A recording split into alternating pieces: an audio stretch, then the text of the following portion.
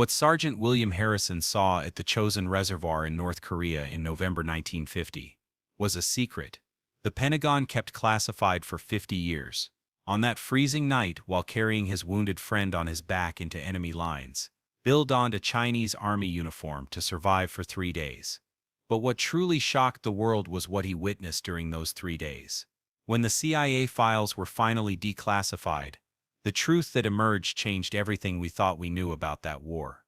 The story begins on November 26, 1950, the day one of the most brutal winter battles the world had ever seen commenced.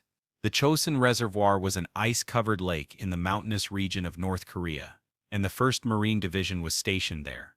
Bill Harrison was 24 years old, an ordinary American kid from Ohio. 6 months earlier, he had arrived in Korea as a Marine, and now he faced the harshest winter conditions he had ever encountered.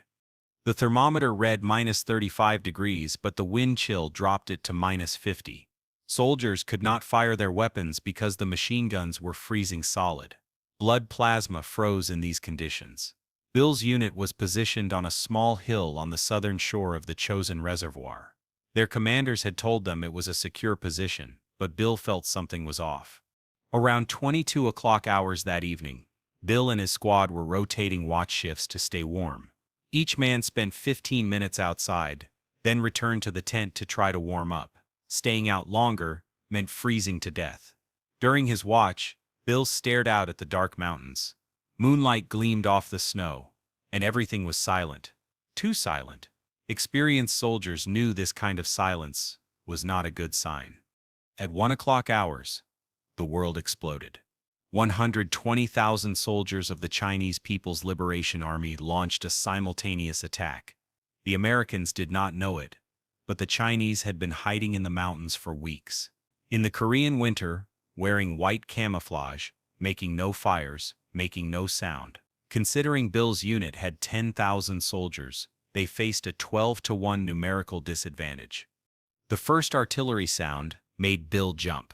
Then whistle sounds started coming from every direction. The Chinese attacked while blowing whistles and horns to create psychological pressure. Bill grabbed his rifle and ran to his position. But what he saw was unbelievable. Hundreds, maybe thousands of silhouettes were descending from the snowy slopes. They were flowing toward the American lines. The firefight began, and chaos reigned. Bill started firing alongside his friends, but the cold was so intense his rifle jammed after every 3 shots. He had to remove his gloves and use his bare hands to clear the weapon, then fire again. His fingers went numb within 30 seconds. The battle continued until morning. When dawn broke, Bill looked around and understood how dire the situation was. Chinese forces had surrounded the American lines from 3 sides. Only one corridor remained open to the south, toward the town of Hagurushri. The commander ordered a retreat, but there were wounded men, and they needed to be carried. Bill's closest friend, Danny Sullivan, whom he had known from Ohio, was among the wounded. A bullet had entered his shoulder and exited through his chest. Danny could not walk, and the temperature was -40 degrees. Leaving him there meant abandoning him to death. Bill did not hesitate. He hoisted Danny onto his back and joined the retreat convoy. The road turned into a nightmare. Chinese forces fired from every hilltop. The American convoy moved slowly because of the wounded and frozen vehicles. Bill carried Danny, but with each step he grew more exhausted. Danny probably weighed 80 kilograms, but in the cold and snow it felt like 150. Around 15 o'clock hours in the afternoon, something happened. Intense gunfire erupted from the front of the convoy. Chinese forces had blocked the road and set up an ambush. Everyone began scattering. Bill, with Danny on his back, left the road and took shelter in a rock crevice. Chaos surrounded him. American soldiers were running in all directions, some trying to carry wounded friends, others returning fire. Bill laid Danny down in the rock crevice. Danny's face was chalk white, and he was struggling to breathe. The bleeding had not stopped. Bill checked the bandages, but everything was frozen. Danny's condition was bad, and Bill knew it. Danny opened his eyes and looked at Bill. He tried to speak, but no sound came out. Only his lips moved. Bill leaned closer, trying to understand what Danny was trying to say. At that moment, a grenade exploded. Bill's ears rang and everything slowed down. He fell to the ground. His head was spinning. When he opened his eyes and looked at Danny, Danny was no longer breathing. His eyes were open, but staring blankly. Bill froze for a moment. His closest friend, the kid from the same neighborhood, the one he had played with on the high school team, Danny was dead. Something broke inside Bill, but the battle raged around him, and he had to survive. He got up and started running. He did not know where he was going, just trying to get away from the Chinese soldiers. He passed through trees, crested a hill, then slid down into a valley. He was out of breath, and his lungs were burning. He stopped and looked around. There was silence. He heard no American sounds. When he looked back toward where the convoy had been, he saw smoke rising. He was alone, at -40 degrees, behind enemy lines, by himself. Bill hid in a cave that night. He could not light a fire because the smoke would be visible. He had rations, but they were frozen. He tried to chew a piece of chocolate, but his teeth ached. He just sat, pulled his knees to his chest and waited for morning. He thought about Danny. He thought about his family. He thought about his home in Ohio. Could he possibly get out of here? The next morning, Bill made a decision. He would start walking south. If he could reach Hagaruri, he could return to American lines. But the problem was this: the terrain was crawling with Chinese forces. Every hill, every valley, was a potential danger. He had to be careful as he walked. Around noon, he saw something that made his heart stop. On a snowy slope, 200 meters ahead, there was a Chinese patrol. 5 men, walking slowly. Bill immediately hid behind a rock. He could hear his heartbeat. The Chinese soldiers were approaching. If they saw Bill, what would happen? He knew he could not run. He was frozen, exhausted, and wounded. The Chinese soldiers passed within 50 meters of Bill and did not see him. But Bill noticed something. One of the soldiers was carrying a dead American soldier's jacket. They had collected it as a trophy. An idea came to Bill's mind. It was a terrible idea, but it might be his only chance to survive. When night fell, Bill followed the Chinese patrol. The soldiers went to a camp. It was a small camp, about 20 men. They had lit fires and were cooking food. Bill watched them from the darkness. There was a tent in the camp and uniforms hanging outside. The Chinese soldiers had hung wet uniforms outside to get dry ones. Bill waited. When midnight came and half the camp was asleep, he quietly approached. His heart was pounding wildly. If he was caught, he would be killed, maybe even tortured, but he had no other choice. He approached the tent where uniforms hung, grabbed a Chinese army uniform, and retreated. He disappeared into the darkness. When morning came, Bill put on that uniform. He pulled on the Chinese army coat and cap. He hid his American items in a corner.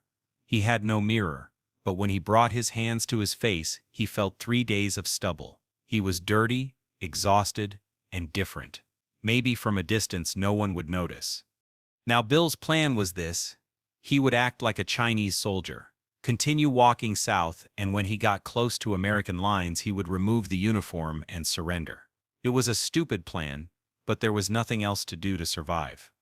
On the first day, Bill walked. Twice he passed Chinese patrols. He could hear his heartbeat but kept his head down, tried not to show his face, and moved with quick steps. The Chinese soldiers did not even look at him. He just appeared to be another soldier. On the second day, something happened. As Bill passed near a Chinese camp, he heard voices, curious. He approached. He stopped behind a hill and looked down. What he saw shocked him.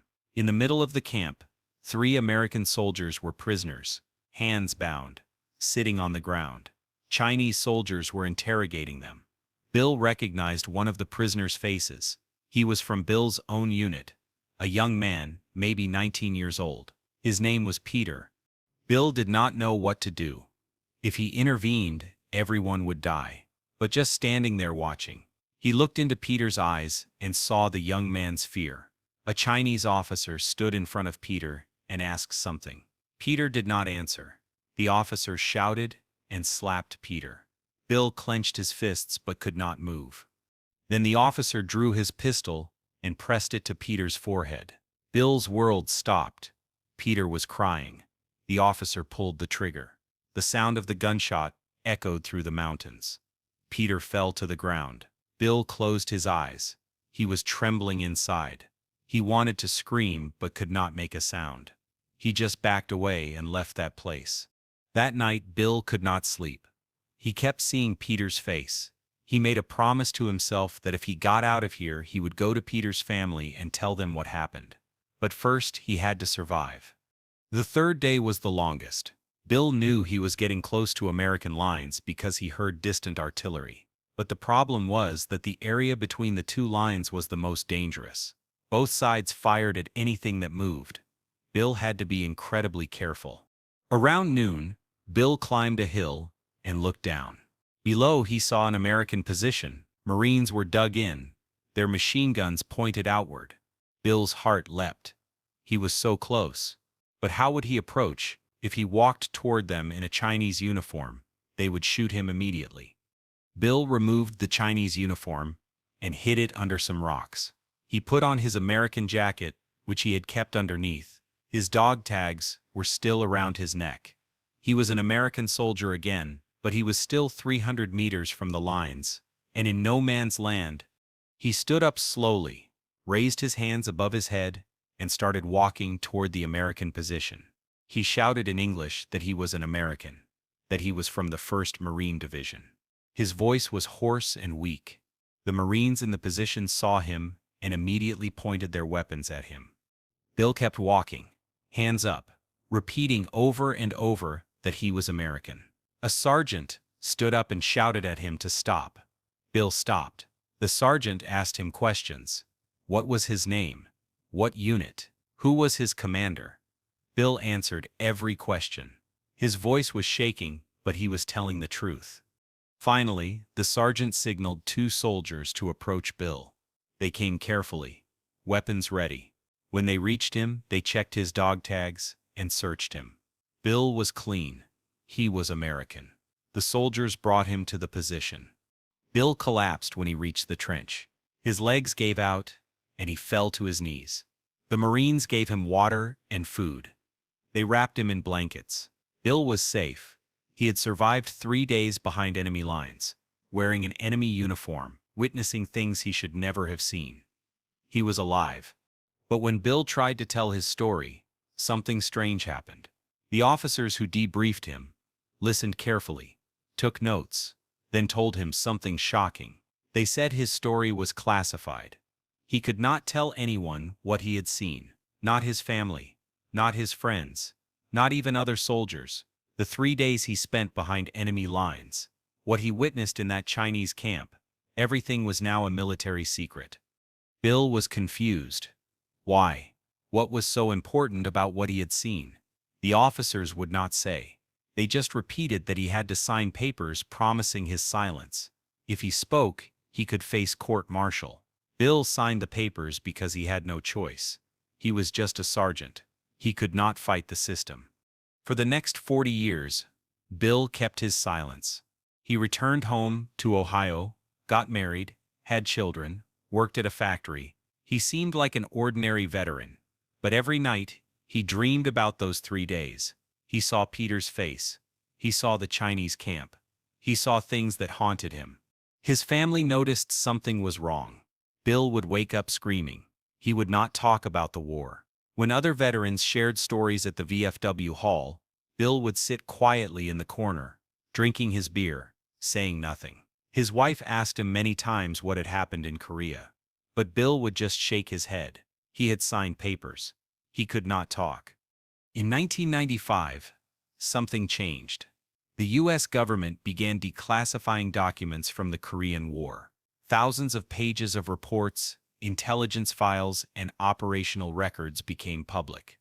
Historians and journalists started digging through them, and then buried in a CIA file marked Top Secret Chosin Sector Intelligence, someone found a reference to something called Operation White Ghost. The file was incomplete, heavily redacted, but it mentioned a Marine sergeant who had infiltrated Chinese lines and witnessed something extraordinary. The sergeant's name was blacked out, but the dates matched: November 27, 1950. The Chosin Reservoir. A journalist from the Washington Post tracked down the story. She contacted the Department of Defense and requested more information about Operation White Ghost. The DoD initially refused, but under the Freedom of Information Act, they were forced to release more documents. And that is when the truth started coming out. Operation White Ghost was not an official operation. It was an accidental intelligence coup. When Bill Harrison had been behind Chinese lines, wearing that uniform, he had not just been surviving. He had been observing, and what he observed changed American understanding of Chinese military tactics. In that camp where he saw Peter executed, Bill had also seen something else. He had seen Chinese officers studying maps and discussing strategy. Bill did not speak Chinese, but he understood military symbols. He saw troop movements, supply routes, artillery positions. When he was debriefed after returning to American lines, he had described everything in detail to the intelligence officers. That information had been incredibly valuable. It helped American forces understand how the Chinese were coordinating their attacks. It helped predict their movements. It may have saved hundreds of American lives during the retreat from Chosin, but the military kept it classified because they did not want the Chinese to know that an American soldier had infiltrated their lines and gathered intelligence. When the files were declassified, journalists found Bill. He was 70 years old by then, retired, living quietly in Ohio. The Washington Post called him. At first, Bill refused to talk, but the journalist explained that the files were now public. The secret was out. Bill could finally tell his story. And so Bill Harrison, after 45 years of silence, sat down with that journalist and told her everything. He told her about Danny Sullivan, about carrying him through the snow, about watching him die. He told her about stealing the Chinese uniform, about walking through enemy lines, about the camp where he saw Peter executed. He told her about the maps, the intelligence he gathered, the debrief, the papers he signed. The article was published in the Washington Post in 1996. It created a sensation. Here was a Korean War veteran who had done something extraordinary, something heroic, and had been forced to keep silent for half his life. The Marine Corps was embarrassed. They had never properly honored Bill for what he had done. They had just buried it under classification. 6 months later, the Marine Corps held a ceremony at Camp Pendleton. They awarded Sergeant William Harrison the Silver Star for gallantry in action. The citation mentioned his actions at Chosin, his survival behind enemy lines, and the valuable intelligence he provided. Bill stood on that stage, 70 years old, wearing his old uniform, and accepted the medal. He cried, not because of the medal, but because he could finally tell Danny's family what had happened. He could finally tell Peter's family how their son had died with courage. But Bill also said something that day that surprised everyone. He said he did not feel like a hero. He said he had just been trying to survive. He said the real heroes were the men who died at Chosin, the men like Danny and Peter who never came home. He said he had lived with guilt for 45 years. Guilt that he had survived while others had not. Guilt that he had worn an enemy uniform. Guilt that he had watched Peter die without being able to help. The audience was silent. This was not the typical hero story. This was something deeper, something more painful. Bill Harrison was showing them the real cost of war, the psychological wounds that never heal, the secrets that eat away at you. After the ceremony, Bill did something else. He went to Peter's family. Peter's mother was still alive, 90 years old, living in a nursing home in Pennsylvania. Bill sat with her and told her exactly what had happened to her son. He told her that Peter had been brave, that he had not given up his fellow soldiers, that he had died with dignity. Peter's mother held Bill's hand and thanked him. She said she had waited 46 years to know the truth. Now she knew. Bill also found Danny Sullivan's sister. Danny's parents had passed away years ago, but his sister still lived in Ohio. Bill told her about carrying Danny through the snow, about trying to save him, about Danny's last moments.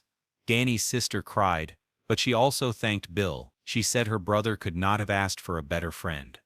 In the years after the story came out, Bill became something of a minor celebrity in veteran circles. He gave talks at Marine Corps events, at veteran gatherings, at military history conferences. But he was always careful about what he said. He did not glorify war. He did not make himself out to be a hero. He just told the truth about what happened. Bill talked about the cold at Chosin, about how men froze to death in their sleeping bags, about how weapons did not work, about how the Chinese attacked in human waves. He talked about the chaos of retreat, about leaving wounded men behind, about the impossible choices commanders had to make. He talked about wearing that enemy uniform, about the shame and fear he felt, about wondering if he was betraying his country or just trying to survive. And he always talked about the cost of keeping secrets. He told audiences that the military's obsession with classification had robbed him of 45 years. He could not grieve properly. He could not share his burden. He could not help other veterans who might have understood what he went through. The silence had been almost as destructive as the war itself. Bill Harrison died in 2003, at the age of 77. His funeral was held at Arlington National Cemetery, a rare honor for an enlisted Marine. The Marine Corps sent a full honor guard. Veterans came from across the country. The chaplain spoke about Bill's courage, about his sacrifice, about his honesty. But the eulogy that people remembered most was given by Bill's son. Bill's son stood at the podium and said that his father had taught him one important lesson, that heroism is not about being fearless. It is about being terrified and doing what you have to do anyway. It is about carrying your friend through the snow even when you are exhausted. It is about surviving when survival seems impossible. It is about telling the truth even when the truth is painful. He said his father had never wanted to be called a hero. He had just wanted people to remember the men who did not come home. The men like Danny Sullivan and Peter, whose names were on the Korean War Memorial in Washington, D.C. He said his father's greatest wish was that future generations would understand the real cost of war, not the sanitized version in history books, but the messy, painful, complicated truth. As Bill was laid to rest with the Marine Corps hymn playing and the rifles firing their salute, those who knew his story understood something profound. Bill Harrison had not just been a soldier, he had been a witness. He had seen things the Pentagon tried to bury, things that challenged the clean narratives of military glory. And by finally telling his story, he had honored the memory of all the men who fought at Chosin, all the men who suffered and died in the frozen mountains of North Korea. The story of Sergeant William Harrison reminds us that war is not just about battles and strategies. It is about individual human beings making impossible choices in extreme circumstances. It is about friendships forged and broken. It is about secrets kept and finally revealed. It is about the burdens that veterans carry long after the shooting stops. Today, when military historians study the Chosin Reservoir campaign, they mention Operation White Ghost as a footnote, a curious intelligence story from a chaotic retreat. But for those who knew Bill, it was much more than that. It was a story about courage, about survival, about the price of doing your duty, and about the healing power of finally being able to tell the truth. Bill's medals are now displayed at the National Museum of the Marine Corps in Quantico, Virginia. Next to them is a photograph of Bill as a young sergeant, standing in the snow at Chosin, his face wind-burned and exhausted. Visitors stop to read the story. They learn about those 3 days behind enemy lines, about the Chinese uniform, about the intelligence he gathered. They learn about a hero who never wanted to be called a hero. And somewhere in Ohio, in a quiet cemetery, there is a headstone that reads Sergeant William Harrison, United States Marine Corps, 1926 to 2003. He kept his promise. Only those who know the full story understand what that promise was.